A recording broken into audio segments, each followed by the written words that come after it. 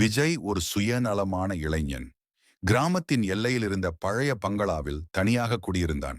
அந்த வீட்டை பற்றி பேய்கள் வாழும் வீடு என்ற பயங்கர கதைகள் இருந்தாலும் அதை அவன் பொருட்படுத்தவில்லை. பயமெல்லாம் மூட நம்பிக்கை என்று சொல்லிக்கொண்டு அங்கு குடியேறினான்.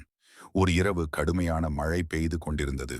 நள்ளிரவில் திடீரென கதவு தானாக திறந்தது. குளிர்ந்த காற்றோடு ஒரு பெண் உருவம் நிழலாக நின்றது.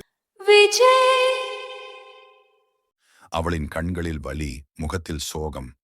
விஜய் என்று அவள் மெதுவாக அழைத்தாள். விஜயின் உடல் நடுங்கியது. ஓட நினைத்தான், கால்கள் நகரவில்லை. நான் இந்த வீட்டின் பழைய உரிமையாளர். என்னை ஏமாற்றி வீட்டை கைப்பற்றி தெருவில் இறக்கிவிட்டார்கள். நீதான் என் கதையை கேட்க வந்தவன் என்றாள் அந்த ஆவி. அவள் தன் துயரக் கதையை சொன்னாள்.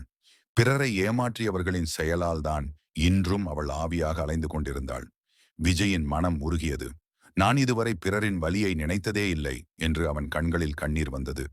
அடுத்த நாள் விஜய் அந்த வீட்டை அரசு வசம் ஒப்படைத்து அந்த பெண்ணின் பேரில் ஒரு அனாதை இல்லம் தொடங்க உதவினான். அதற்கு பிறகு அந்த பங்களாவில் பேயின் சத்தம் ஒருபோதும் கேட்கவில்லை.